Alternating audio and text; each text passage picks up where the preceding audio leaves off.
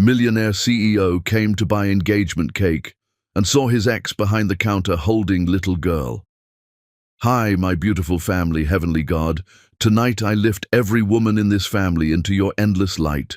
Bless them with a peace that sinks deep into their bones, a strength that rises even when the world tries to break them, and a love so powerful it warms every soul around them.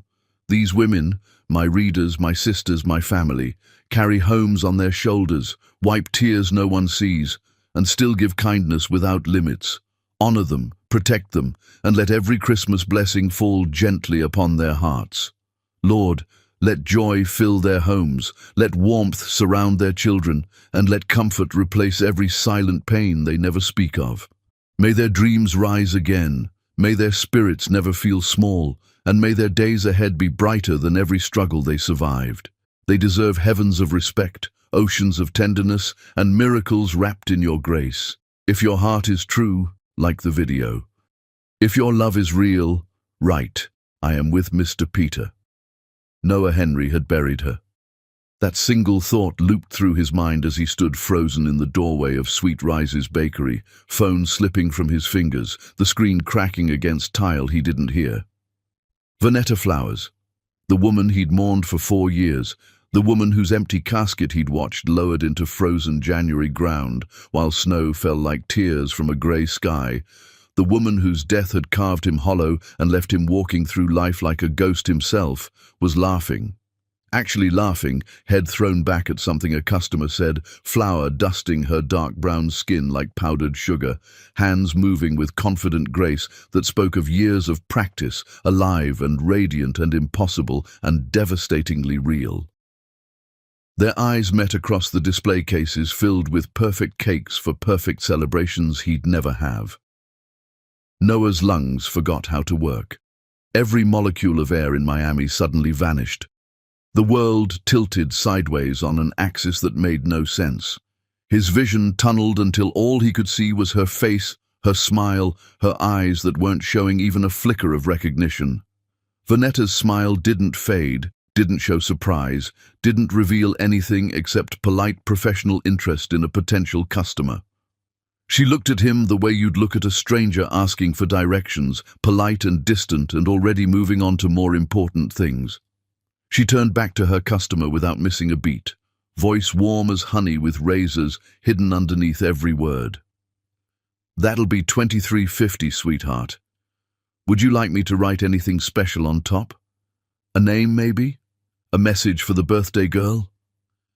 Noah stumbled forward on legs that barely remembered how to function properly, gripping the glass counter like it was the only solid thing in a world that had started liquefying around him. His mouth shaped her name, tried desperately to form the syllables that had haunted him for 4 years straight, but no sound emerged from his throat. His vocal cords had seized completely. She was right there, mere feet away, counting change with elegant fingers he'd memorized every line of, deliberate and unhurried, moving through her day like he wasn't actively dying 3 feet away from her. Vanetta. The word finally scraped out of him, raw and broken and desperate enough to make nearby customers glance over with concern. She looked up slowly, almost lazily, and her voice was pleasant, professional, absolutely devastating in its complete neutrality. I'm sorry, do we know each other from somewhere? Before Noah could answer, before his brain could even begin to process the absolute impossibility of that question, before he could form words that might make any kind of sense of this moment, a little girl exploded from the back room with the kind of chaotic energy only small children possess. She couldn't have been more than 3 years old, carrying a wooden spoon like a sword she was about to go into battle with, chocolate smeared across her round cheek, and she had his eyes, his exact eyes, the same unusual shade of grey-green that his grandmother had possessed, the same eyes that stared back at him from mirrors every morning, eyes that couldn't possibly be coincidence or genetic chance. "Mama, I made the frosting pink, all by myself. Look how pink it is." Vanetta scooped her up in one fluid motion that spoke of years of practice, never breaking eye contact with Noah for even a second, the gesture possessive and protective, and absolutely final. She settled the little girl on her hip with the ease of someone who'd done this particular movement 1,000 times. Someone who'd built an entire life he knew absolutely nothing about. "That's my genius, Layla. My smart, talented girl. Say hi to the customer, baby." The little girl waved enthusiastically with sticky fingers. Chocolate smeared not just on her cheek, but somehow in her hair, grinning with the unself-conscious joy of children who still believed the world was fundamentally good and people were fundamentally kind. Noah's vision blurred with tears he couldn't let fall. His knees threatened complete rebellion against holding him upright. The bell above the door chimed as another customer entered, breaking the moment, and Vanetta handed her daughter to an employee with gentle instructions about washing hands properly. "I'll be right back, sweetheart. Go clean up with Miss Rita. Make sure you get all that chocolate off before you eat anything else." She walked toward Noah with measured, deliberate steps, close enough that he could smell her perfume. The same one. The exact same scent he still kept in a drawer at home because throwing it away had felt like murdering her twice, like accepting her death all over again every time he looked at the empty space where it should have been. Her whisper was intimate as a knife slipping between ribs, cutting deep and precise. "You have 60 seconds to order a cake or leave my bakery immediately. Choose fast, Mr. Henry." Noah's voice cracked like broken glass, like every word was cutting his throat on the way out. "You're dead. They said you were dead. I went to your funeral in Connecticut. There were 200 people there, your family. They cried real tears over your casket. Your mother gave a eulogy that broke my heart. I stood in front of everyone and talked about you in past tense, about the future we'd never have together. I buried you. I mourned you for years. I stopped living because you died. I was dead," Vanetta interrupted, her eyes bottomless black holes that had seen things that aged you past your years, past your capacity for softness, past your ability to trust anything good that came into your life. "You made absolutely sure of that, didn't you?" She walked away without another word, returning to her waiting customer like Noah was already forgotten, already erased from her present, already less than nothing to her. She smiled brightly and chatted about birthday parties and anniversary celebrations and graduation cakes, existing in a world where Noah was completely invisible, where 4 years of his grief meant nothing, where she'd built an entire thriving life without him and didn't need his presence contaminating it. He stood paralyzed in the middle of a bakery that smelled like vanilla and cinnamon and fresh-baked lies, drowning on completely dry land. His hands shook uncontrollably at his sides, his throat closed around words he couldn't form even if his life depended on it. His entire world tilted on an axis that no longer made any sense whatsoever. Everything he'd believed about the last 4 years, everything he'd accepted as unshakable truth, every tear he'd cried, and every sleepless night he'd endured staring at ceilings, wondering what he could have done differently, all of it was based on a lie, a complete fabrication. Layla watched him from across the room where Rita was patiently wiping chocolate from her small hands, tilting her head to the side exactly the way he did when confused about something, exactly the way his mother had always said made him look like a curious puppy trying to understand human speech, and something in Noah's chest cracked open completely. It bled 4 years of accumulated grief onto checkered floors that had probably seen 1,000 other people's dramas, but never one like this, never someone confronting a ghost who'd deliberately chosen to stay dead, who'd built a new life from scratch and wanted no part of their old one. Never someone facing the woman they'd mourned coming back to life and pretending not to know them at all. Vanetta served her customer with practiced efficiency that spoke of years of experience, laughing at jokes and making small talk about the weather and how Miami was so much hotter than usual this year, smiling and chatting about wedding cakes and graduation parties and baby showers. She moved through her space with confident grace, existing in a world where Noah was completely invisible, where his presence meant absolutely nothing to her daily operations, where she'd learned to function perfectly well without him or his money or his name. Other customers filtered in steadily as the morning progressed into the breakfast rush, the bell above the door chiming regularly with each new arrival. Life continued its relentless march forward around him, while his had stopped completely, while everything he'd believed shattered into pieces too small to ever reassemble into something that made coherent sense. He stood there for 10 minutes that felt like 10 hours in hell, then 20, then 30. His phone rang twice from where it had fallen and cracked on the floor. Text messages piled up steadily. Probably from his assistant Emily asking about the engagement cake he was supposed to be ordering for his upcoming wedding to Gabrielle.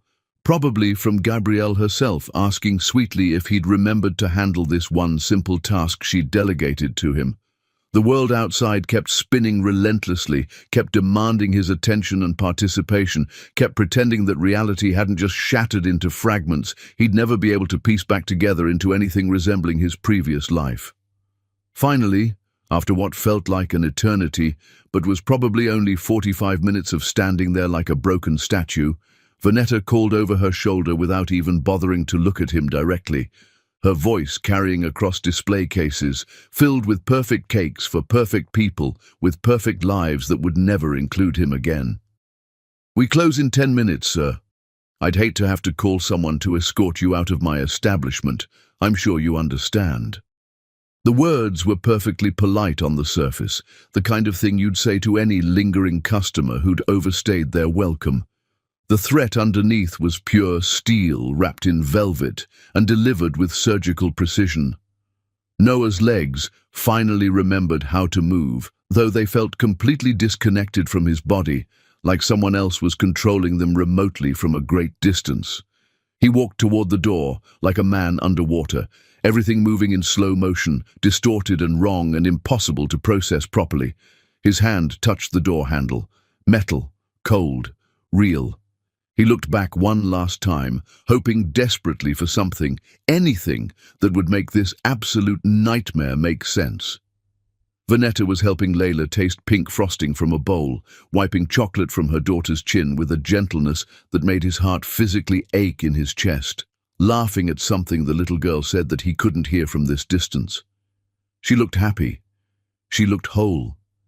She looked like someone who had built a beautiful life from ashes, and didn't need the man who'd let her burn, who'd given up searching too soon, who'd accepted her death and moved on with his comfortable, privileged life. Noah walked out into Miami heat that felt like ice against his skin, into a world that would never make sense again, into a future that had just become completely unrecognizable and terrifying. Chapter 2. The Man Who Stopped Living. Noah sat in his Mercedes outside Sweet Rise's bakery for 4 hours after the lights went dark inside, watching his breath fog the windshield despite the Miami heat that pressed against the car like a living, breathing thing trying to suffocate him slowly. His mind replayed the same moment on an endless, torturous loop that he couldn't stop no matter how hard he tried. Vanetta locking the bakery door with practiced efficiency, keys jangling musically. Layla asleep on her shoulder, small body trusting and completely safe in her mother's strong arms, one small hand clutching Vanetta's shirt. Loading her daughter into a Honda Civic that had clearly seen better years, the passenger door making a grinding sound that meant it desperately needed mechanical work soon. Driving away without a single glance at the luxury Mercedes that everyone else always noticed and commented on, that screamed wealth and privilege and everything Vanetta apparently wanted nothing to do with anymore. He followed them without thinking about it, without questioning whether this made him a stalker or a desperate man or something worse, without caring about anything except not losing sight of her again after just finding her alive. Not close enough to intrude or frighten, keeping several car lengths back, but close enough to see exactly where she went when she left the bakery. Vanetta parked at a modest apartment complex his mother would dismiss as unfortunate without a second thought, the kind of place she'd never set foot in. The kind of place with cracked pavement in the parking lot and flickering security lights that barely worked and laundry hanging from half the balconies because people couldn't afford dryers or didn't trust the shared machines. He watched lights flicker on in a second-floor unit with curtains that didn't quite close properly, leaving gaps. Watched shadows move behind thin curtains that provided minimal privacy. Watched until every single window went dark around midnight.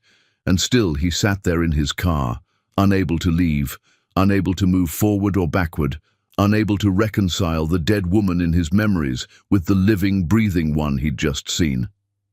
His phone buzzed insistently against the passenger seat where he'd tossed it hours ago.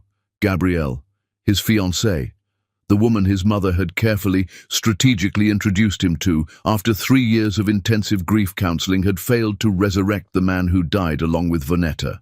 The woman who was beautiful and appropriate and accomplished and everything Vonetta wasn't supposed to be according to his mother's exacting standards.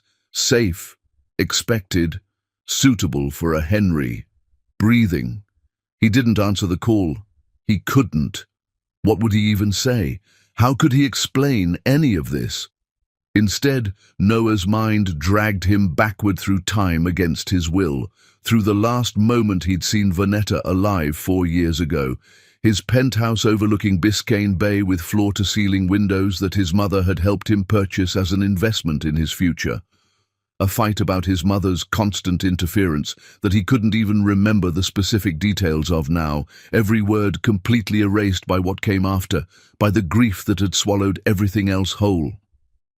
Vonetta had left angry that night, told him she needed space to think, needed time to figure things out, needed him to make a real choice between her and Isabella's suffocating control over every aspect of his life. He'd let her go, arrogant enough to believe she'd come back like she always did after their arguments. She always came back after their fights, usually within a day or two. Except she didn't. Not this time. This time was different in ways he hadn't understood until too late. 1 week of silence that felt normal enough at first, not particularly concerning given the severity of their argument. They'd fought before about his mother, about Isabella's constant interference and thinly veiled disapproval of their relationship. 2 weeks that started feeling distinctly wrong in ways he couldn't quite articulate, a growing unease in his gut that something wasn't right. 3 weeks where real panic set in like cold water filling his lungs slowly, drowning him from the inside.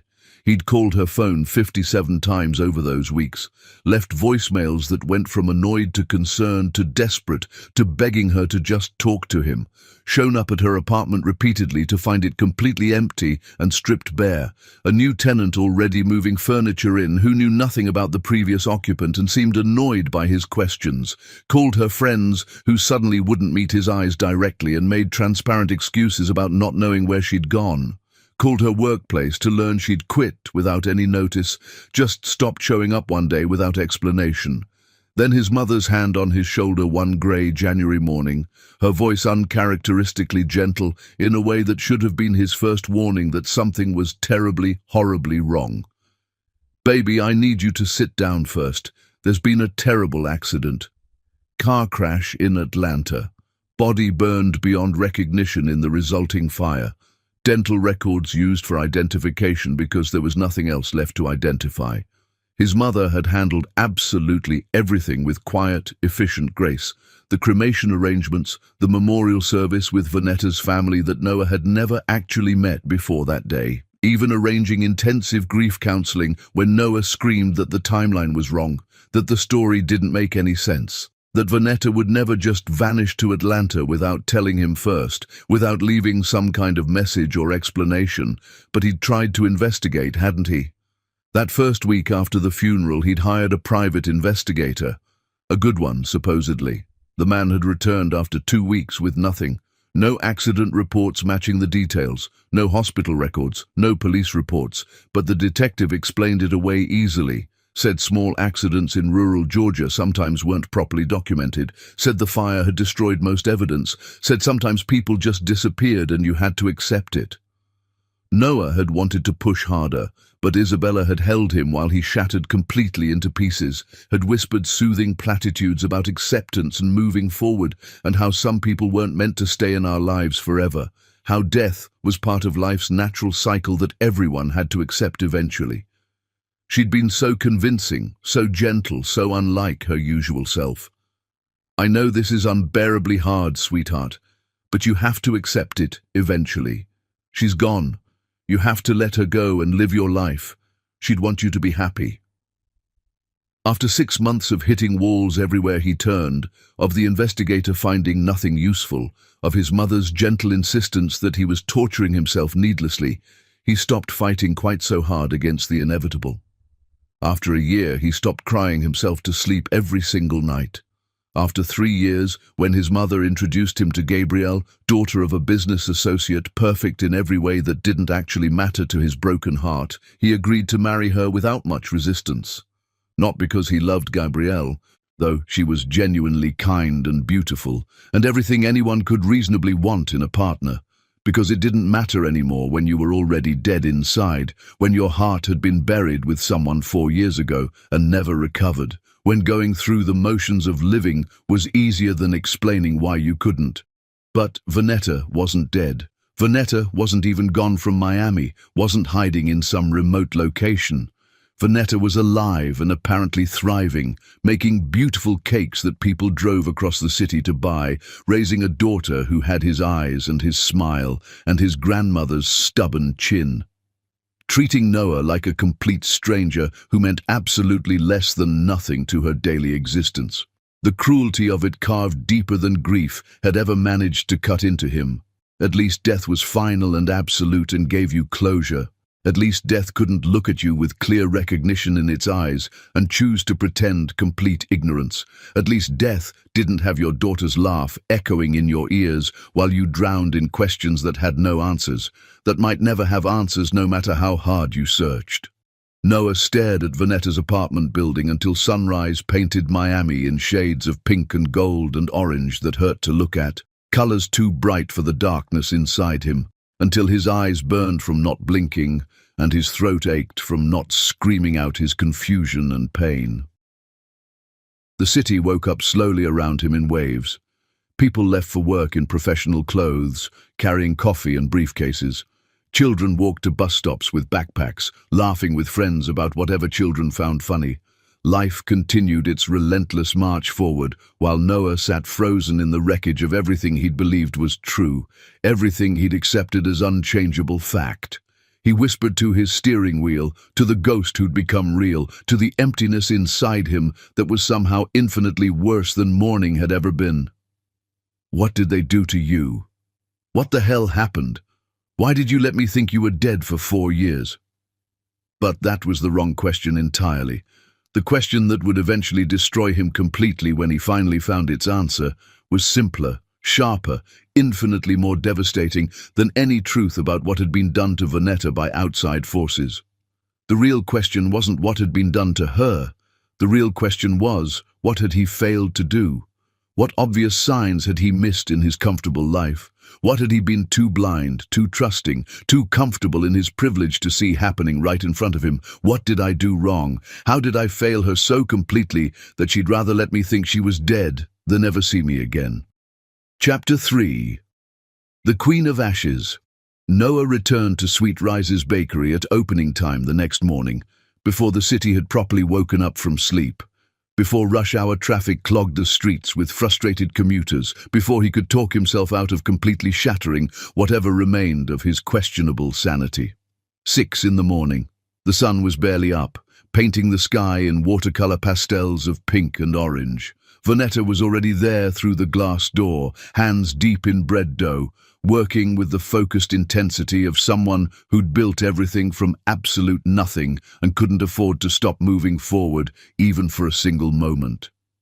Layla was coloring carefully at a corner table, tongue sticking out in fierce concentration, humming a song Noah didn't recognize but found oddly soothing. Both of them existing in a complete, self-contained world he'd been thoroughly and deliberately excluded from, a life he knew absolutely nothing about, despite once believing he knew everything about Vonetta. He walked in without knocking, without waiting for permission or invitation. The bell above the door announced his presence with cheerful chimes that felt obscene given the circumstances. Vonetta didn't look up from her work, didn't acknowledge him at all beyond a slight tensing of her shoulders that told him she knew exactly who had just entered her space. "We're not open yet. Come back at 7 if you need something." "I buried you." Noah's voice sounded like something dredged from deep water, rough and damaged beyond repair. "I had a memorial service in a church with stained glass windows in Connecticut. I stood in front of 200 people and talked about you in past tense, about our future that would never happen now." Your mother was there in the front row wearing black. Your sister sat beside her crying. Your aunt gave a beautiful eulogy about your childhood. I met your entire family for the first time at your funeral. I grieved with them like we were all suffering the same loss. I cried with strangers who claimed to have loved you. And yet here I am, alive and well and thriving." Vanetta interrupted without looking up from her work, still kneading dough with methodical precision that spoke of years of practice, her hands working with practiced efficiency that came from repetition and muscle memory. "Life's full of surprises, isn't it? Now get out of my bakery before I call the police and have you forcibly removed from the premises for trespassing." Noah stepped closer, something desperate and wild clawing up his throat like a trapped animal trying to escape. "That little girl, Layla, is she mine? She has my eyes, my grandmother's nose. She looks exactly like my baby pictures. Is she mine?" Vanetta's hands stopped moving abruptly, frozen mid-knead. The temperature in the bakery dropped what felt like 20 degrees in an instant, frost forming on every surface, on every word between them. "That little girl is none of your concern whatsoever. She has everything she needs and more. A mother who loves her unconditionally, a safe home where she's protected, stability, security, everything that matters. You show up here again talking about my daughter, asking questions you have no right to ask, and I will call the police for harassment without a moment's hesitation. I will get a restraining order so fast your head will spin. I will make your comfortable life very, very difficult. Do you understand me perfectly, Mr. Henry?" "I looked for you," Noah said, and he was openly begging now, all dignity abandoned somewhere between seeing her alive yesterday and accepting that she genuinely wanted absolutely nothing to do with him.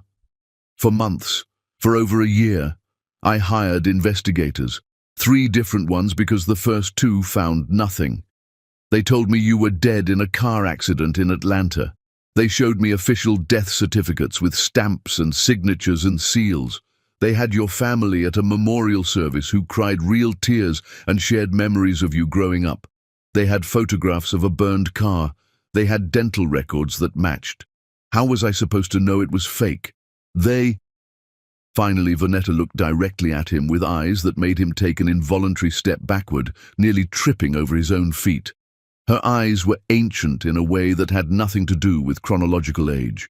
Eyes that had seen things that aged you past your capacity for softness, past your ability to trust anyone or anything, past your willingness to believe in redemption or second chances for people who'd failed you when it mattered most.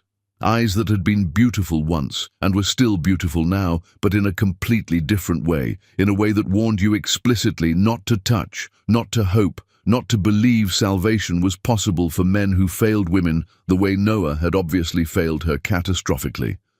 "I know exactly what they told you, Noah. I know everything they told you down to the smallest detail because I helped plan some of it. And you believed it without question. You accepted my death without even demanding to see an actual body in a casket before it was cremated.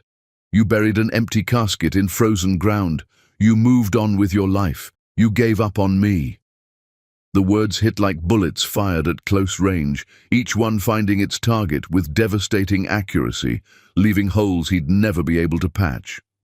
"That's not fair. I didn't know it was fake. How could I have known? The investigators found nothing. Your family was there. Real people crying real tears. How was I fair?" Vanetta's laugh was sharp enough to draw blood, to leave permanent scars on his psyche that would never fully heal. "You want to talk to me about what's fair? About justice? I was pregnant, Noah. 6 months pregnant with your child growing inside me. Do you know what 6 months pregnant looks like on a woman's body? It looks like you can't hide it anymore under loose clothing no matter how hard you try. It looks like the father has a right to know the truth about his child. It looks like you have to tell him face to face or live with the lie forever and poison your own soul. So I came to your building specifically to tell you the truth." Noah's face went completely white, all blood draining away to his core. His hands started shaking violently at his sides, uncontrollable tremors.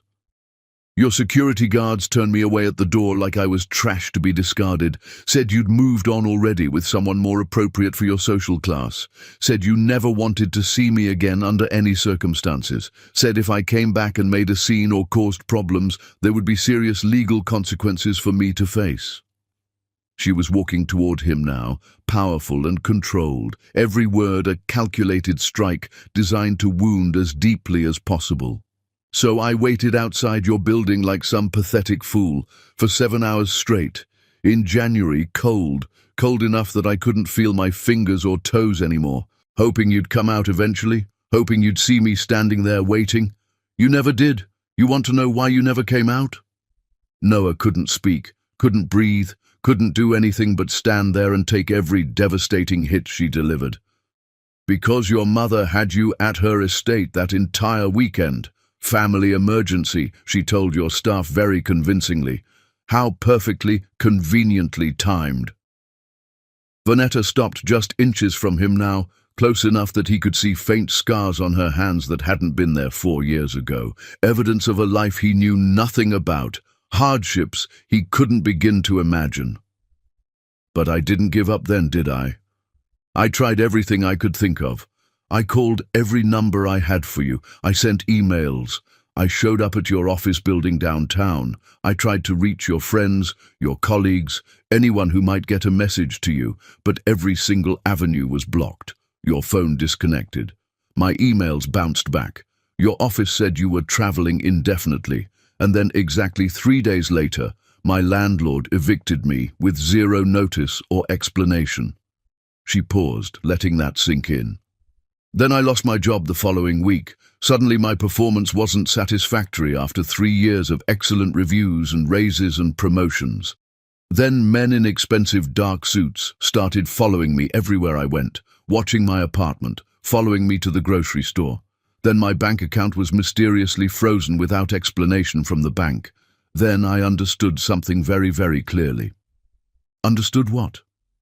That someone with serious money wanted me gone permanently from your life.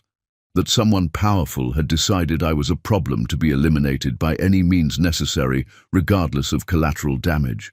And you know what I did when I finally understood that?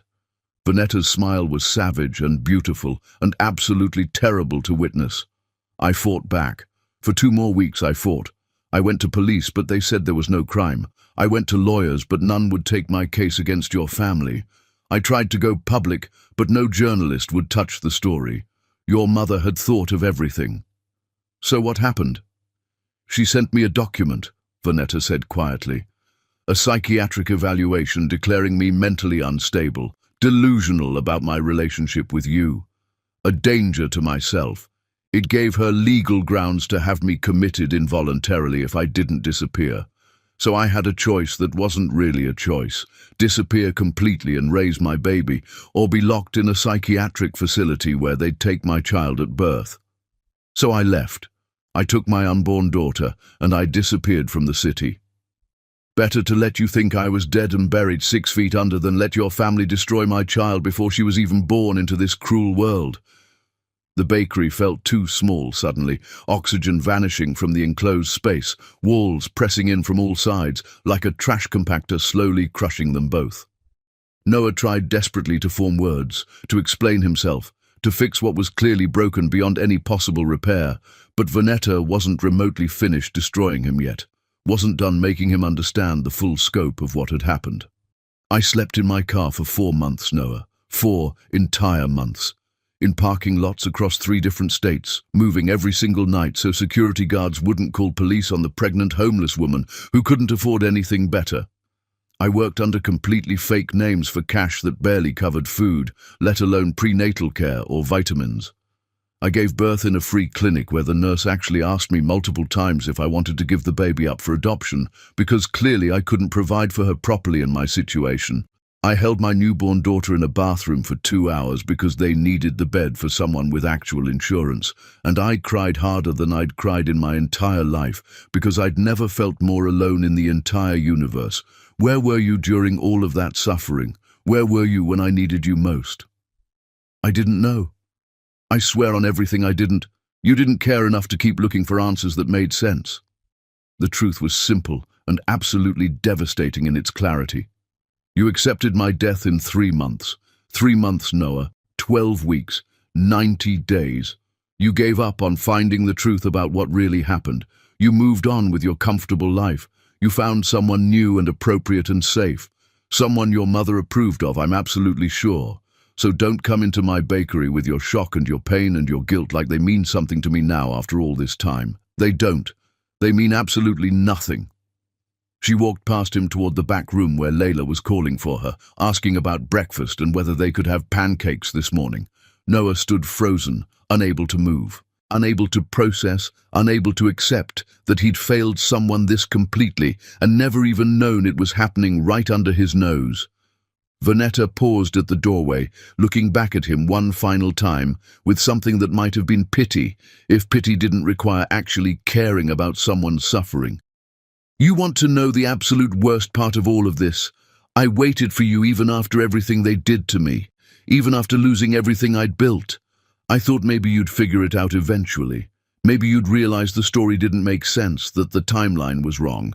Maybe you'd love me enough to question the convenient narrative they fed you. But you didn't. You just accepted it without serious question and moved on with your perfect life while I built mine from literally nothing but determination. Chapter 4.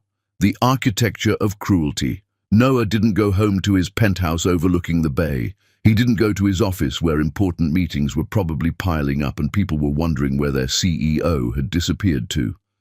He drove straight to his mother's sprawling estate in Coral Gables, past the iron gates he'd grown up behind feeling trapped, through the perfectly manicured gardens his mother tended with more genuine care and attention than she'd ever given him as a child growing up. It was barely 7 in the morning, but Isabella was already on the terrace having her usual breakfast, immaculate as always in cream linen that probably cost more than most people's monthly rent, untouchable as always, reading the financial section like the world wasn't actively burning down around them in flames. Noah didn't bother with greetings or social pleasantries or pretending everything was fine. Did you kill her? Did you actually murder her and make it look like an accident to get rid of her? Isabella looked up from her coffee slowly, completely unruffled by the accusation, barely interested in his obvious distress and disheveled appearance. Good morning to you too, darling. Have you been drinking? You look absolutely unwell. Sit down before you fall down and hurt yourself. Vanetta. Noah's hands were shaking so badly he had to shove them deep in his pockets to hide the tremors from her sharp, observant eyes. Did you kill her? Tell me the truth for once in your entire life. Don't be so dramatic, Noah. It's unbecoming of a man your age and position in society. Isabella sighed like he was being tedious and childish, like he was a toddler throwing an embarrassing tantrum over something completely insignificant. Have some coffee and sit down properly. Let's discuss this situation like rational adults, instead of you standing there shouting wild accusations at me. Noah slammed both hands on the breakfast table hard enough to rattle all the expensive porcelain, hard enough to make crystal glasses jump, hard enough to make his mother's personal assistant retreat quickly inside the house to give them privacy for whatever storm was coming. She's alive! Vanetta is alive and well. She has a daughter who looks exactly like me. My daughter, a child I never knew existed for 3 years, and you made me think she was dead for 4 years. You made me bury an empty casket in January snow while I fell apart. Isabella's fork paused mid-air, a piece of melon suspended and forgotten. For exactly 3 seconds, absolute silence blanketed the terrace like a heavy curtain falling. Birds stopped singing in the trees, wind stopped moving through the palm fronds. The city seemed to hold its breath waiting. Then his mother set down her fork with the same deliberate care she'd used his entire life when something threatened her carefully constructed world and plans. Impossible. That's completely impossible. I saw the death certificate myself with my own eyes. I personally arranged the cremation with the funeral home director. I spoke directly with the medical examiner in Atlanta. I handled every single detail myself to spare you the administrative burden during your grief. I paid for the funeral, arranged for her family to attend, made sure everything was done properly. How could she possibly be alive? Are you sure it was actually her? Perhaps someone who resembles her? Noah's laugh sounded genuinely insane even to his own ears, harsh and broken and wrong. You saw what you created yourself. You arranged what you fabricated with help from people you paid off. She's alive, in Miami, not even hiding from anyone, running a successful bakery called Sweet Rises that's apparently quite popular and well-reviewed. She told me everything yesterday when I confronted her. The eviction, the job loss, the men following her everywhere, the psychiatric evaluation you had fabricated. She told me you systematically destroyed her entire life until she had absolutely no choice but to disappear completely from the city and pretend to be dead. Isabella stood with fluid grace, suddenly focused in a way that made Noah's skin crawl with instinctive dread, with primal recognition of danger. When his mother got quiet like this, got this calculated and cold and focused, people's lives changed permanently and irrevocably, usually for the worse. And she had a child. When exactly? She's 3 years old now. Do the math yourself, mother. 6 months pregnant when you drove her away. His mother walked slowly to the terrace edge, looking out over grounds that cost more to maintain monthly than most people earned in an entire year of hard work. Her silence stretched far too long, far too calculated and deliberate. When she finally turned back around to face him, her face had shifted into something Noah barely recognized anymore, something cold and alien. Not anger, not shock, not even surprise, really. Just absolutely cold calculation and assessment of the situation, of the threat this represented. I did what mothers do when they love their children deeply. I protected you from a catastrophic mistake that would have completely ruined your life and destroyed everything I've spent decades building for this family and our legacy. You made me bury an empty casket. Noah's voice broke like shattered glass, like broken mirrors reflecting nothing but distorted images. You made me grieve for years thinking she was dead. You made me speak at a memorial service for a woman who wasn't even dead, who was alive and suffering. You introduced me to her entire family who weren't actually her family at all. Her mother who held my hand and cried, her sister who shared childhood stories, her aunt who gave that beautiful eulogy about her kindness. How did you even manage that level of elaborate deception? How much did that cost you? Professional actors from New York. Isabella's response was casual, like discussing grocery shopping or yesterday's weather patterns. Very good ones, I might add. Expensive, but absolutely worth every penny I paid them for their performances. It needed to feel completely real and authentic for you to accept it emotionally and move forward with your life. You were being stubborn about letting go of her, about accepting that she wasn't suitable for our family. You needed proper closure to heal and move on to someone appropriate. Noah felt the entire world tilt sideways underneath him, his sense of reality completely shattered. You hired professional actors to play her grieving family members at a fake funeral. You fabricated an entire memorial service. You falsified government death certificates. Do you understand that's illegal? That's fraud. I saved you from a gold-digging opportunist with a conveniently timed pregnancy specifically designed to trap you into marriage and access to family money. Isabella's composure cracked slightly, genuine annoyance bleeding through her perfect facade for the first time. You were 26 years old, Noah. She was a scholarship student from nowhere, with nothing to her name, no family connections worth mentioning, no money, no prospects for the future. What possible future did that relationship have? You would have thrown away everything, your entire future and family legacy, for some romantic notion that would have crumbled within a year once reality and financial pressures set in. I loved her more than anything in this world. She was everything to me. You loved the idea of rebellion against me and everything I represent.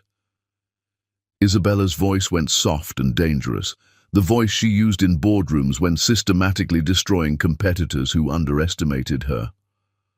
I eliminated the problem efficiently and permanently. She clearly agreed with my assessment of the situation initially, because she took the money I offered her to disappear and left quietly. I'm sure she's done very well for herself with that seed money. That bakery sounds quite profitable from what you're describing. Perhaps I did her a favor." Noah stared at his mother, like seeing a monster for the first time, like the woman who'd raised him had been wearing an elaborate mask his entire life, and it had finally slipped completely off to reveal the truth underneath.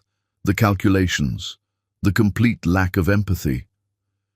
"She didn't take your money willingly. She fled in absolute terror for her life and her unborn child. She was 6 months pregnant with my child growing inside her, and you terrorized her into vanishing from the city completely through threats and intimidation." Semantics and interpretation based on perspective. Isabella shrugged elegantly, returning to her breakfast like they'd been casually discussing weather patterns or stock market fluctuations. "The point is, you moved on successfully just as I planned. You're engaged to Gabrielle, a wonderful woman from an excellent family with proper connections and old money. Your company is thriving beyond all projections. The merger will make us both extremely wealthy beyond what we already have. This is all very inconvenient timing for you to discover this, but it doesn't actually change anything material about your situation or obligations. Whatever you think you're going to do with this information, remember who you are. Remember where you come from. Remember what you owe this family and its legacy that I've spent my entire life building." Noah's response was quiet, certain, absolutely final in its conviction. "It changes everything about who I am and who I want to be." He walked away, leaving his mother on the terrace with her breakfast and her newspapers and her complete lack of remorse. As his car pulled through the estate gates for what he suspected might be the last time, he didn't see Isabella pull out her phone with practiced efficiency, didn't hear her make a call to someone whose entire job was solving problems that threatened the Henry family's interests and reputation. Find out everything about a bakery in Miami, Sweet Rises, owner Vanetta Flowers. I need a complete background check and financial analysis by tonight, everything you can possibly find. A pause while she listened to confirmation. "And find out if she can be bought this time with enough money. Everyone has a price if you find it and offer enough. If she doesn't have one, find her weakness and exploit it ruthlessly. There's always a weakness to exploit if you look hard enough and apply the right pressure." She hung up, looking thoughtful while finishing her breakfast calmly. This time she'd finish what she'd started 4 years ago. This time there would be no miraculous resurrection or second chances for either of them. Chapter 5. The Price of Admission. Noah hired the absolute best private investigator in Miami within an hour of leaving his mother's estate, a man whose specialty was uncovering exactly what powerful people desperately tried to hide from public view. Not to investigate Vanetta and her life, but to investigate precisely what his mother had done to her 4 years ago, what he'd apparently been too blind or too trusting to see at the time. He paid triple the normal rate for speed and discretion, for the kind of thorough destruction of privacy that serious money could buy when applied correctly through the right channels. The investigator promised results in 48 hours maximum. It took 36 because the man was genuinely good at his job and highly motivated by the money. The folder the investigator handed him at a coffee shop in Wynwood was surprisingly thin, maybe 20 pages total.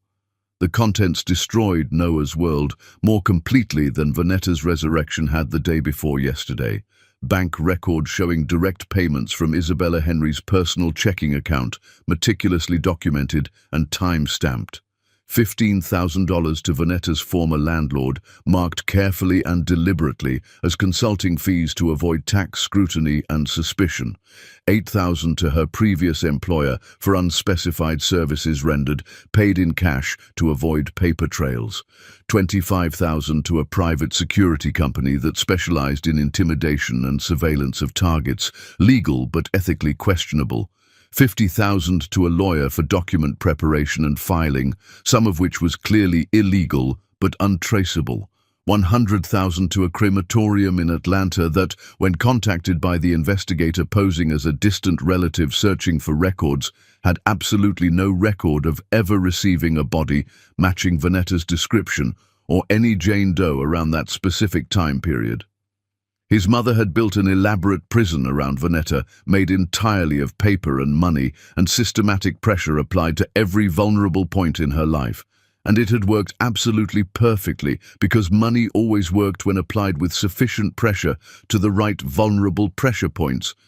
But the worst part, the detail that made Noah's hands shake so badly he spilled hot coffee across the table without even noticing the burn on his skin, was a notarized document from a licensed psychiatrist with an impressive credential list. A complete psychiatric evaluation of Vanetta Flowers, declaring her mentally unstable, prone to dangerous delusions about her relationship with Noah Henry, a potential danger to herself and possibly others if left untreated in society. The document was dated exactly 1 week before Vanetta vanished completely from the city, when she would have been 6 months pregnant and increasingly desperate to tell Noah the truth about the baby. It provided clear legal grounds for involuntary psychiatric commitment if she ever attempted to contact the Henry family again through any means whatsoever. She hadn't just been driven away through inconvenience and pressure. She'd been given a choice that wasn't actually a choice at all. Disappear completely and voluntarily, or be declared legally insane and locked away in an institution where her pregnancy would be managed by state authorities and the baby potentially taken at birth and put into the foster system. What kind of choice was that for a terrified woman carrying a child she already loved desperately? Noah spent the next week drowning in evidence and guilt that felt like quicksand pulling him under slowly but inevitably. His engagement party to Gabrielle was rapidly approaching, only 3 weeks away now, according to the calendar mocking him from his phone. Gabrielle kept asking with increasing concern what was wrong, why he seemed so distant and distracted lately, whether he was having serious second thoughts about their marriage and future together. He couldn't tell her the truth.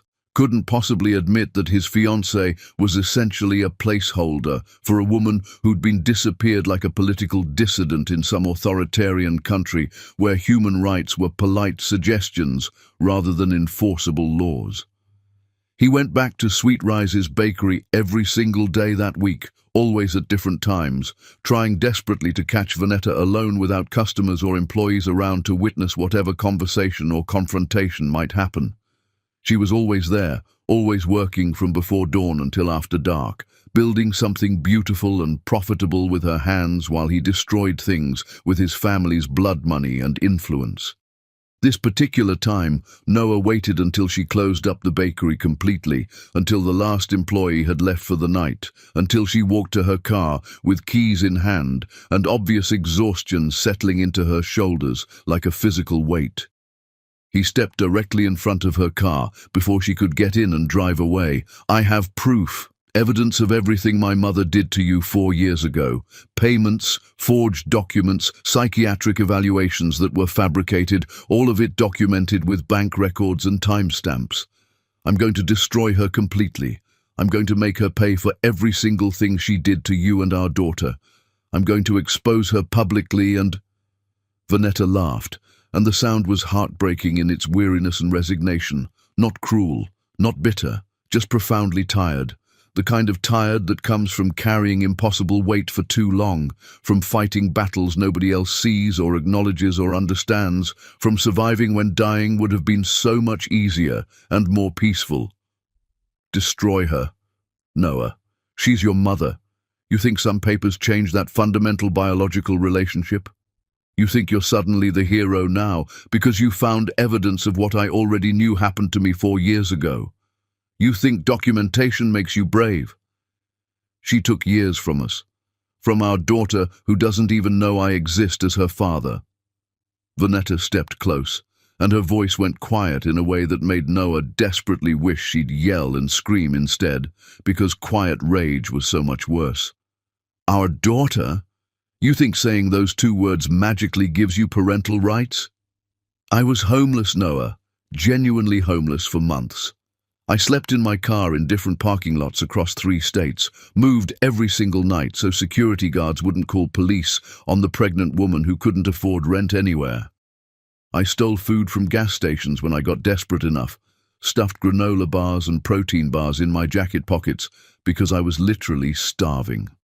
I worked under completely fake names for cash, that barely covered prenatal vitamins, let alone actual medical care or checkups. Your mother made sure I couldn't exist legally anywhere, couldn't open bank accounts, couldn't rent apartments under my real name without being found and harassed. She wasn't yelling, wasn't crying, wasn't doing anything but stating facts that cut deeper than any emotion ever could. Facts that painted a picture of suffering he couldn't begin to comprehend. I gave birth in a free clinic where the nurse actually asked me multiple times if I wanted to give the baby up for adoption. Said it might be better for her, better for me, considering my situation and prospects for the future. I held my newborn daughter in a bathroom for 2 hours because they needed a bed for someone with actual insurance, and I cried harder than I'd ever cried in my entire life. Not from physical pain of childbirth, from complete loneliness, from absolute terror of failing her. From knowing I was entirely alone with a child who deserved so much better than what I could give her in that moment. Where were you while I was literally begging the universe for help that never came? Where were you when your daughter was born? I didn't know anything about this. I swear on everything I hold sacred. You didn't care enough to keep looking for answers that made actual sense instead of the convenient story they fed you. The truth was simple and absolutely devastating in its clarity and finality. You accepted my death in 3 months. 3 months, Noah, 12 weeks, 90 days total of pretending to search before giving up. You gave up on finding the truth about what really happened to me. You moved on with your comfortable life and routine. You found someone new and appropriate and safe. Someone your mother approved of, I'm absolutely sure. So don't come to my workplace with your evidence and your guilt like they're gifts I asked for or wanted. They're not. They mean absolutely nothing to me now after all this time has passed. She walked past him to her car, determined to end this conversation. Noah stood frozen in the parking lot, the folder in his hands suddenly completely meaningless. All that carefully gathered proof worthless when measured against the only opinion that actually mattered to him. Vanetta paused before getting into her Honda, looking back at him one final time with eyes that had forgotten how to hope for anything good from anyone, especially from him. You want to destroy your mother? Go ahead. Burn down your whole family and empire if it makes you feel better about yourself and your choices. Expose her crimes, send her to prison. But it won't change what you did to me. It won't change that when it mattered most, when I needed you desperately, when our daughter was being born in a bathroom. You gave up on me without a real fight. She got in her car and drove away, leaving Noah standing alone in an empty parking lot with evidence that meant nothing. Chapter 6. The Unbearable Mirror. Noah went back to his mother's estate the very next morning with lawyers in expensive suits carrying briefcases with divorce papers for his trust fund that would separate him financially from her control permanently, with evidence that could realistically send Isabella to prison for fraud and falsification of official government documents. He laid it all out on her breakfast table with cold precision, with the methodical cruelty of someone who'd learned tactics from the absolute best manipulator he'd ever known. Isabella listened calmly while her personal lawyer carefully reviewed the documents with increasing concern and alarm. Then she said something that changed everything in Noah's mind, that planted a seed of doubt he couldn't quite uproot, no matter how hard he tried to rationalize it away. You think I'm the villain in this story? That's genuinely touching, really. But ask yourself something important, Noah. Something I've been wondering about. Ask Vanetta why she never called you directly on your personal cell phone. She had your number memorized, knew it by heart. She could have found a way to reach you if she really wanted to badly enough, if she'd been truly desperate. Ask her why, when security turned her away from your building that one time, she didn't make a scene big enough to get your attention, didn't call police herself, didn't fight back at all against what was happening to her. She just left without resistance after one setback. Why would someone who truly loved you, who was carrying your child inside her body, give up so easily after one rejected attempt? The question planted itself in Noah's brain like a parasitic worm burrowing deep. Because you terrorized her into silence with threats. Did I, though? Or did I simply apply standard pressure and she folded immediately because she wasn't strong enough for this life we lead, this level of scrutiny and challenge? Isabella's smile was knowing, calculated, specifically designed to make him question everything he thought he knew about Vanetta. Some people aren't built for difficulty, Noah. They crumble under the slightest resistance when things get hard. I simply provided some resistance to test her character. If she truly loved you, truly wanted that baby to have a father, she would have fought much harder than she did. She didn't fight at all from what I observed. Think carefully about what that says about her character and commitment. Noah left without another word, but the question haunted him through the entire day, through meetings he couldn't focus on at all, through dinner with Gabrielle, where he barely spoke more than necessary monosyllables. That night, unable to sleep despite exhaustion, unable to silence the doubt eating at him from the inside, he waited outside Vanetta's apartment until he saw lights flicker on around 9 in the evening. He knocked firmly on her door, his heart pounding. When she answered with Layla, peeking curiously around her legs with sleepy eyes, already in pajamas, he asked the question that was systematically destroying him from the inside out. "Why didn't you call me directly? You had my personal cell number memorized. You could have texted, called repeatedly, left voicemails until I answered eventually. Why didn't you keep trying?" Vanetta stared at him for a long moment, something like pity crossing her face. She told Layla to play in her room for a few minutes with her toys. When her daughter was gone, when it was just them in the doorway with Miami humidity pressing in like a physical weight, she spoke with careful patience, like explaining something complex to a child who kept missing the point. "I did call, Noah. 17 times over 2 days. Your number said it was disconnected every single time I tried. Your mother had it changed without telling you. Routed all your incoming calls through her office for that entire month so she could screen everything. She told people you were going through a difficult breakup and needed space from painful reminders of your ex-girlfriend. She was very convincing, apparently." Noah's stomach dropped into absolute freefall, a sickening sensation.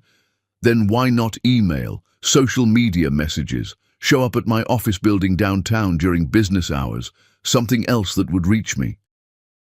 Vanetta's eyes filled with something that looked like exhausted patience for a child who stubbornly refused to understand basic concepts no matter how clearly they were explained to him. "I tried absolutely everything available to me, Noah. Everything I could possibly think of. I sent emails from 3 different accounts that all bounced back as undeliverable, like my email addresses had been blacklisted somehow. I messaged you on every single social media platform to find my accounts had been blocked by someone with administrative access to your accounts. I went to your office building multiple times, at least 5 times over 2 weeks, to be told you were traveling indefinitely for business in Europe. After a month of hitting walls everywhere I turned, after security at your building turned me away from your home multiple times with threats, after losing everything I'd built in my life, I started to wonder if maybe you did know what was happening to me. If maybe you had told her to make me disappear from your life. Because that's what rich men do when poor women get inconveniently pregnant with children they don't want, isn't it? They make the problem disappear quietly." The accusation hung between them like smoke, like poison gas, like truth he couldn't quite deny convincingly, even to himself. "You think I knew? You think I wanted any of this to happen?" I didn't know what to think anymore after everything that happened. Vanetta's voice cracked slightly for the first time, showing real emotion. "Your mother is powerful, yes, I understood that. But you're not a child, Noah. You have resources of your own. You have intelligence. You have connections throughout the city. If you really wanted to find me, if you really believed I was worth fighting for, you would have found a way eventually. You would have questioned the convenient story they gave you. Unless you didn't want to, unless some part of you was relieved when I disappeared and solved your problem with your mother." Noah felt something crack inside his chest, something that might have been his capacity for self-deception finally shattering completely and irreparably. "I would never want that. I loved you with everything I had in me. But you did want it in some way through your actions and choices." Vanetta's words were simple, devastating. "You stopped actively looking after 3 months. You accepted a death without demanding to see an actual body in a casket before cremation. You moved on with your life. You got engaged to someone appropriate your mother hand-selected for you. Whatever your conscious intentions were, your actions spoke clearly enough about your true priorities and what mattered most to you. Layla came running out in her princess pajamas, interrupting with the perfect timing of children who sensed tension without understanding it at all. "Mama, is the sad man staying for stories tonight? I want him to read the dragon book." Vanetta looked at her daughter, then at Noah, and in her eyes was a question that had nothing to do with bedtime stories, and everything to do with whether he was capable of staying when staying was hard, when staying required more than money or grand gestures or good intentions expressed in words. "Would you like him to stay for one story, baby?" Layla nodded enthusiastically, bouncing on her toes. Vanetta's gaze returned to Noah, measuring, testing, giving him one chance he absolutely didn't deserve based on anything he'd done so far. "Then he can stay for one story. Just stories tonight, nothing more." Chapter 7. The Drowning. Noah did something he'd never done in his entire privileged life. He told the complete truth even when it destroyed him, even when it cost him everything he'd spent years building, even when easier lies were readily available and would have been so much more comfortable for everyone involved. That night, after leaving Vanetta's apartment, where he'd read Layla 3 stories instead of 1 because she kept begging for more and watched her fall asleep with innocent trust, he went directly to Gabrielle's penthouse in Brickell, his fiancée, the woman he was supposed to marry in 2 weeks, the woman whose father's company was merging with his in a deal worth hundreds of millions of dollars. He told her everything without holding anything back about Vanetta, about the daughter he'd just discovered existed, about loving someone he'd thought was dead for 4 years, about the engagement being a lie he'd told himself to keep breathing and functioning in society. Gabrielle listened without interrupting, sitting perfectly still on her white leather couch while Miami glittered below them through floor-to-ceiling windows, while their carefully planned future dissolved between them like sugar in rain. When he finished his confession, when silence stretched too long and became uncomfortable and heavy, she said something that gutted him with its unexpected kindness and grace under pressure. "You have a daughter, a 3-year-old little girl." Noah nodded, unable to speak past the growing lump in his throat that threatened to choke him. "And you love her mother still after all this time, after believing she was dead?" Noah nodded again, throat impossibly tight with suppressed emotion and unshed tears. "Then what the hell are you doing here with me?" She was crying silently, tears streaming down her face, but she wasn't cruel or vindictive, wasn't anything but painfully honest. "End this, Noah. Marry me because you actually want to spend your life with me, because you actually love me, or don't. But stop using me as an excuse to avoid facing what you really want deep down in your heart." She left his penthouse that night with her dignity intact and her head held high. By morning, she'd called off the engagement herself, told both families the wedding was cancelled, released him from promises he'd never deserved to make in the first place. Noah's mother called within an hour, screaming about embarrassment and broken contracts and business arrangements that were dissolving because of his selfishness. Noah hung up on her mid-sentence without remorse or second thought. Then he did something more drastic, more final, more terrifying than he'd ever done in his comfortable life of privilege.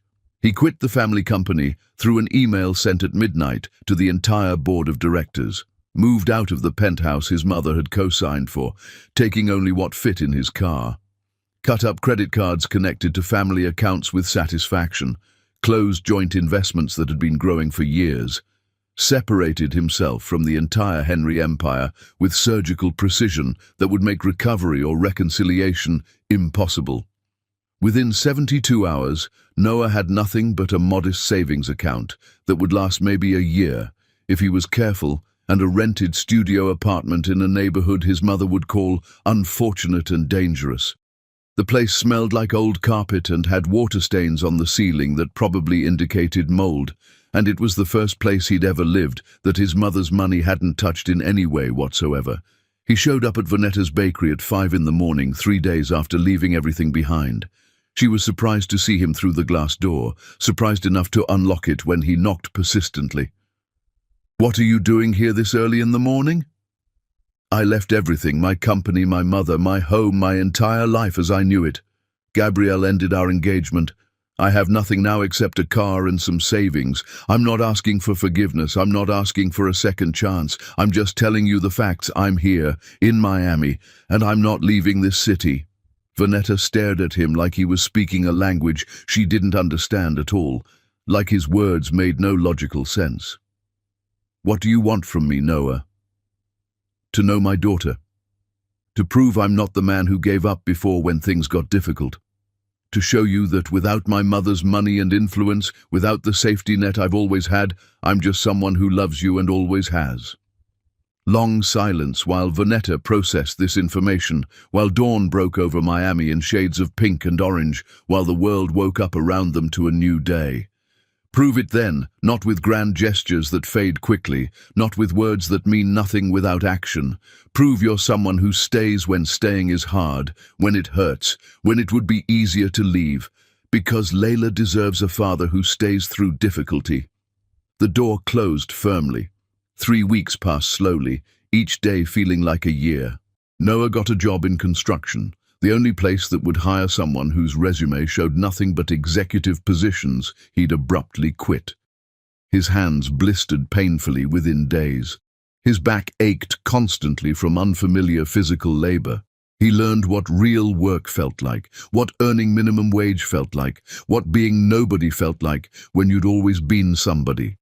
Every single day, he showed up outside Layla's preschool during pickup time, not approaching, not speaking, not making contact, just existing in the parking lot where Vanetta could see him if she looked.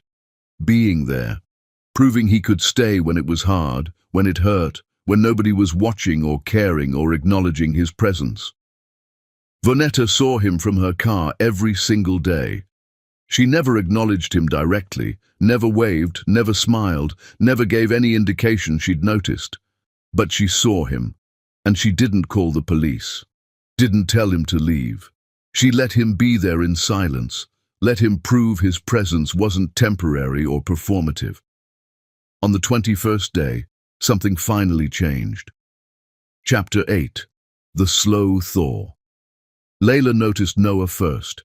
Children notice everything adults pretend not to see, everything adults have learned to ignore out of self-protection and survival instinct. She broke free from Vanetta's hand during preschool pickup and ran straight to the man who'd been standing in the parking lot for 3 weeks straight. The man her mother pretended not to see every single day, despite obviously knowing he was there watching them. "Hi, you're always here. Are you waiting for someone special?" Noah knelt carefully on the hot pavement, aware of Vanetta frozen 20 feet away, watching intently with unreadable eyes, aware this moment could end everything permanently if he made one wrong move. "Hi, Layla. Yeah, I guess I am waiting for someone." "Who?" she asked with the directness of children who hadn't learned that some questions were complicated and loaded with history and pain. Noah looked at Vanetta, who'd closed the distance between them but hadn't spoken or intervened yet. "Someone very important to me." Layla grabbed his hand with the casual trust only children possess, the kind of trust that hadn't been broken yet by the world and its cruelties.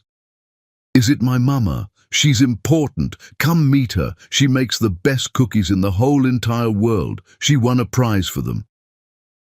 She dragged Noah across the parking lot to Vanetta, chattering enthusiastically about art class and a turtle she'd seen at the park that morning that was eating lettuce.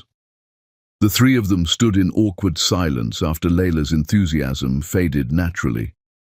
Finally, Vanetta sent her daughter to get her backpack from inside the classroom. When Layla was out of earshot, she spoke without looking at Noah directly. "You can't just show up at her school every day like this for weeks. I'm not approaching her. She came to me on her own without any prompting. You're lurking in a parking lot like some kind of stalker. I'm existing in a public space. You said prove I stay. I'm staying exactly like you demanded I prove." They stared at each other across 3 feet that felt like miles of uncrossable distance and hurt. Then Layla ran back, backpack bouncing against her small back, innocence radiating from every movement and word. "Mama, can the nice man come for cookies? Please, please, please, with sugar on top. I want to show him my drawings." Vanetta looked at her daughter's hopeful face full of innocent trust, then at Noah's careful expression that revealed nothing of what he was feeling, then at the impossible situation she'd created by letting him orbit them for 3 weeks without direct intervention or resolution. One cookie, then he leaves immediately after. That first afternoon at Vanetta's apartment, Noah sat at her small kitchen table like he was made of glass, like one wrong movement or word would shatter everything fragile they were building here. Layla chattered non-stop about preschool friends whose names Noah tried desperately to remember for next time, about favorite colors and the butterfly she'd seen that morning, and why grapes were scientifically better than strawberries, in her professional opinion as a 3-year-old. Noah listened like she was reciting scripture from ancient texts, learning his daughter through details she thought were small but were everything to a father who'd missed her entire life up to this point, who'd missed her birth and first words and first steps. When she asked what his favorite color was, Noah had to think hard about it, really consider the question. He couldn't remember the last time anyone had asked him something that simple, that human, that real instead of surface-level politeness or business-related inquiries. Blue, like the ocean on calm days when the water is perfectly clear. Mine's purple, like grapes but shinier when the sun hits them. Do you like grapes? I love grapes, actually. Then we can be friends forever and ever. The logic was perfect and inarguable in its childish simplicity. Noah's throat went tight with emotions he couldn't name or categorize or control. Vanetta watched from the kitchen counter, pretending to wash dishes that were already clean, watching Noah be gentle with their daughter in a way that made her chest hurt with something dangerous like hope creeping back in. When it was time for Noah to leave, Layla hugged him spontaneously without prompting from anyone. Noah froze completely, terrified of doing anything wrong or inappropriate, then carefully hugged back like she was made of porcelain that might shatter. Vanetta saw tears on his face he was trying desperately to hide from both of them, saw him quickly wipe them away. After the door closed behind him, Layla asked the question Vanetta had been dreading since this strange arrangement started. "Can he come back tomorrow? I like him. He's nice and he listens to me really good." Vanetta looked at her daughter, at those eyes that were Noah's eyes, staring back at her with innocent hope, at innocence that deserved protection from adult failures and complications and broken hearts. "Maybe, baby. We'll see how things go." The next Thursday, Noah showed up at exactly the time Vanetta had texted him the night before. Then the Thursday after that without fail. Then Tuesdays got added to the schedule. Then Saturdays at the park became a regular thing. Slowly, carefully, routines formed like scar tissue over wounds, covering but never quite erasing what had been damaged, what had been broken between them. Layla started calling him Noah instead of the nice man. Noah learned to braid hair from YouTube videos watched at 2 in the morning when he couldn't sleep for thinking about all the time he'd lost. Learned Layla's favorite bedtime stories by heart through repetition. Learned how to make grilled cheese the way she liked it with the crusts cut off perfectly and the cheese melted just right, but not burned. But Noah and Vanetta barely talked alone about anything meaningful or personal. Every conversation happened with Layla present as a buffer between them. Everything filtered through the safety of their daughter's presence. Everything carefully managed to avoid the minefield of their shared past, and the hurt still raw between them. Until one night after 8 weeks of this careful dance around each other, Layla fell asleep on the couch during a movie about princesses and dragons saving kingdoms. Noah stood to leave like always, like routine and their unspoken agreement demanded. Vanetta stopped him with a single word. "Wait." They sat at her kitchen table, the same table where everything had almost ended permanently, the same table where accusations had been thrown like grenades designed to wound. Now they sat in uncertain silence, neither sure how to begin conversations that had been delayed for 4 years, that carried the weight of everything unsaid. "I need to know something," Vonetta said finally, her voice careful and measured. If we do this, if I let you be her father completely, let you into our lives without restrictions or walls, what happens when your mother comes back inevitably?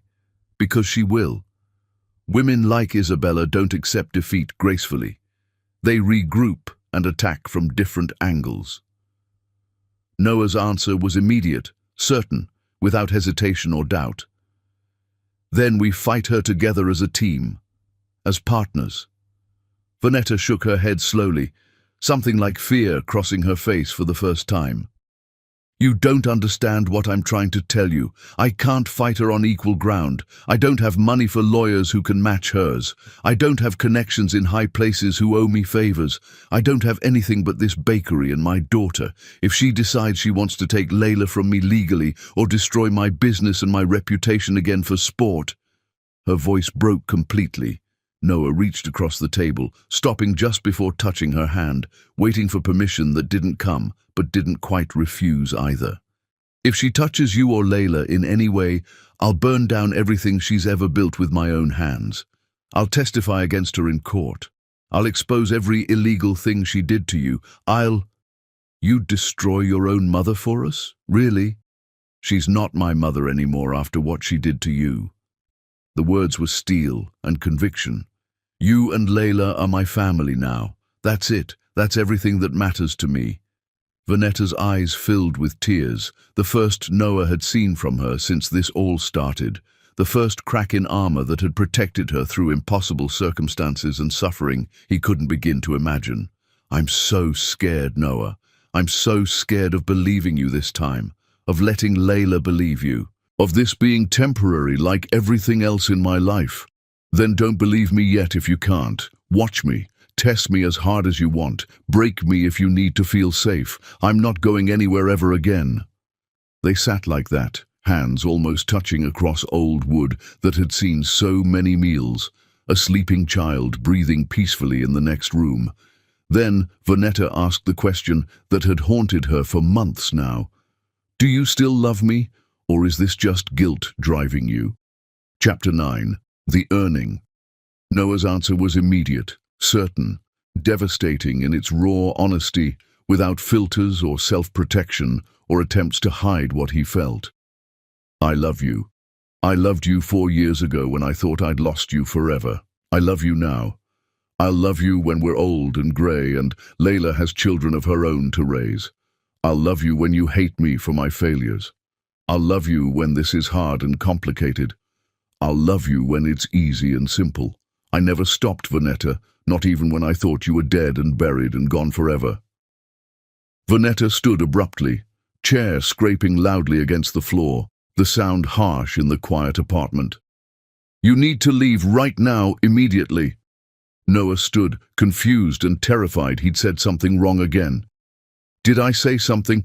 You need to leave right now, because if you stay here one more minute, I'm going to kiss you. And if I kiss you, I'm going to fall apart completely, and I can't afford to fall apart. Not yet. Not until I'm absolutely sure this isn't temporary or based on guilt. Noah walked to the door, every step feeling heavy and wrong. Before leaving, he turned back one last time. When will you be sure enough? Vonetta's answer came through tears she was trying to hide from him, trying to stay strong. I don't know, honestly. Maybe never. Maybe tomorrow. Maybe when you've been here for her next birthday consistently, or the one after that, or when she starts kindergarten and you're still showing up.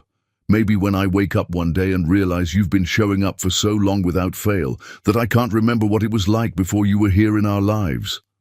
Noah nodded with understanding. I'll be here for all of it. Every birthday, every milestone, every single day you need to test me and my commitment. He left.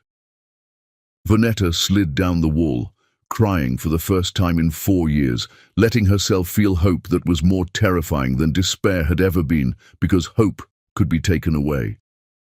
Her phone buzzed with a text from Noah. Thank you for letting me love her. And you. Even if you never let me closer than this distance we have now.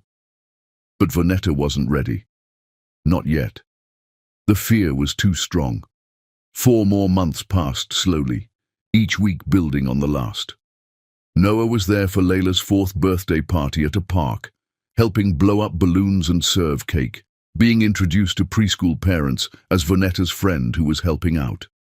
He was there when Layla got sick with flu, bringing soup and medicine and reading stories in funny voices while fever burned through her small body.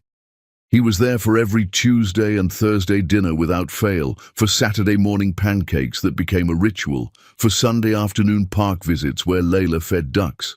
He never missed once, never cancelled with excuses, never failed to show up exactly when expected. He fixed Vanetta's car when it broke down, spending hours on YouTube learning how to change brake pads instead of just paying someone with money he didn't have anymore.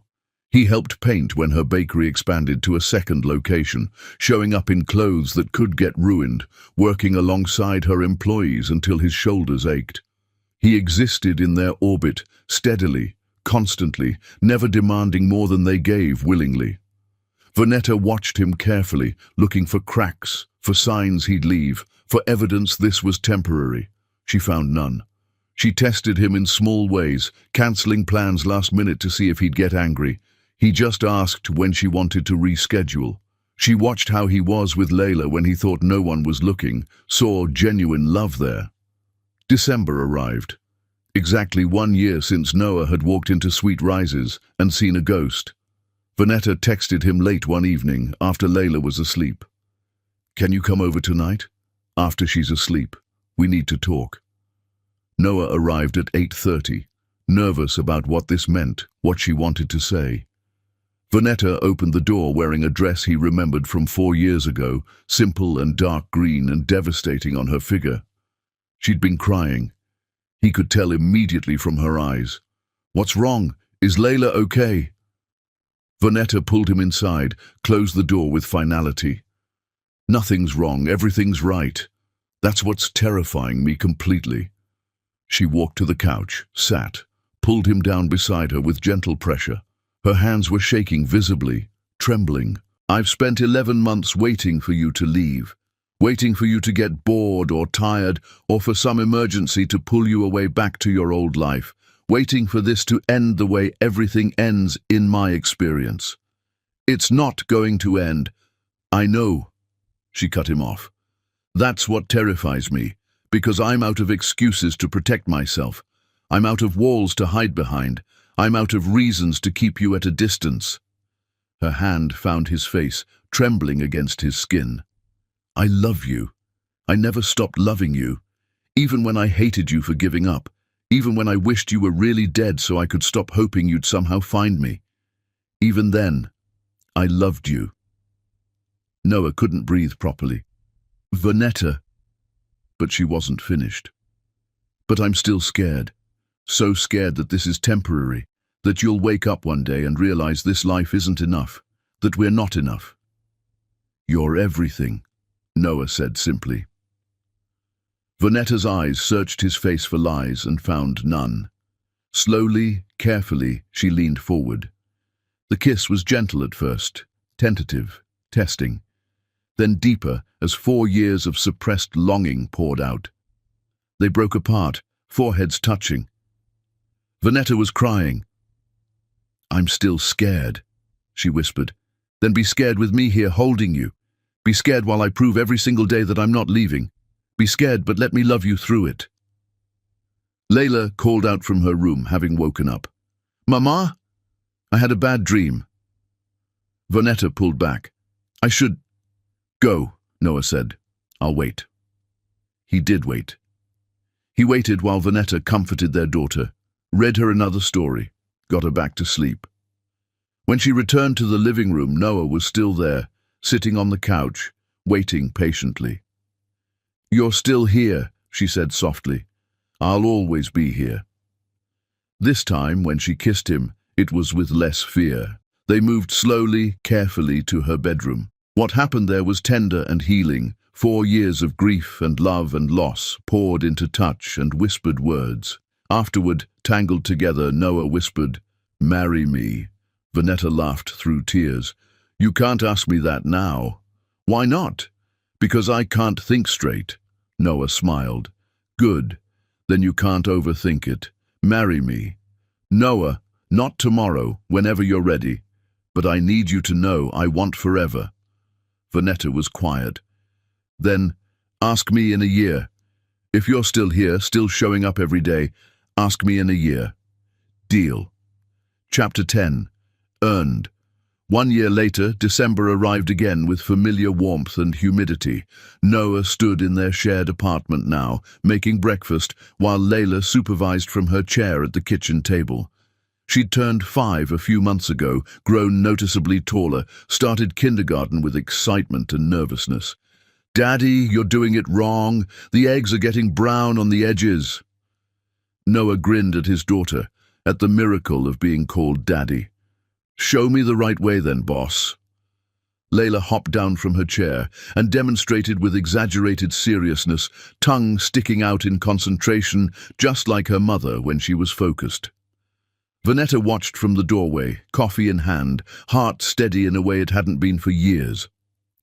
Noah had moved in 6 months ago, gradually, one drawer at a time, until his presence felt as natural as breathing.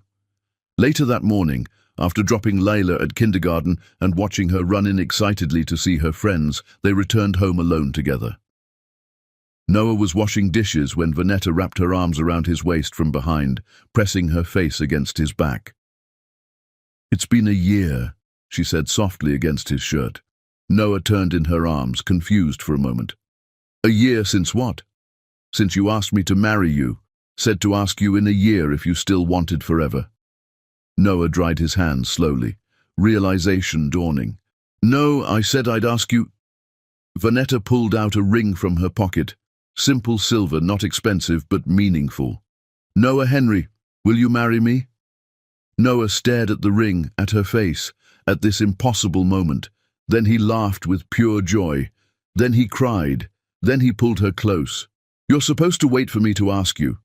You've been waiting for me for 5 years total. My turn to stop wasting time and take the leap." "Yes, obviously yes, 1,000 times yes." They kissed, not desperate anymore, just sure, just certain. That evening they told Layla together over dinner. She screamed with joy, knocked over her milk, ran circles around the apartment yelling about being a flower girl and wearing a princess dress, and could she have a puppy at the wedding too. After tucking her into bed later, Noah and Vanetta sat on their couch in comfortable silence, the kind that comes from real intimacy built over time. "I'm not sorry for making you wait and prove yourself," Vanetta said quietly, honestly. "I'm not sorry for staying and earning your trust back," Noah replied, lacing his fingers through hers. "I'm not sorry for testing you as hard as I did. I'm not sorry for passing every test you threw at me." They sat like that, hands linked, years of pain transforming into something stronger than it had been before. Vanetta turned to him, her eyes soft. "Thank you for not giving up on us, even when I wanted you to, even when I pushed you away." Noah kissed her forehead gently. "Thank you for letting me earn you back. Some people are worth the wait, worth the work, worth everything." The next morning, Layla ran into their bedroom at dawn, jumping on the bed with chaotic energy, chattering about wedding plans with the absolute certainty of children who believed happiness was permanent and love lasted forever. Noah caught Vanetta's eye over their daughter's head, and in that look was everything they'd survived and built together. Gratitude, love, wonder at having survived the fire and found each other again. 2 months later, they married in a small ceremony at the beach, just family and close friends. Layla stood between them as they exchanged vows, holding both their hands, exactly where she belonged. Some love stories don't have fairy tale endings that come easily. They have better ones. They have real ones, where forever isn't a promise made once in passion, but a choice made daily through action. Where trust isn't given freely, but earned slowly, carefully, with years of showing up when it's hard and staying when it would be easier to leave. Where two people who were systematically destroyed find each other in the wreckage and build something new from the ashes. Not perfect, not easy, not without scars, but real and strong and worth every moment of pain it took to get there. And real is always better than fantasy.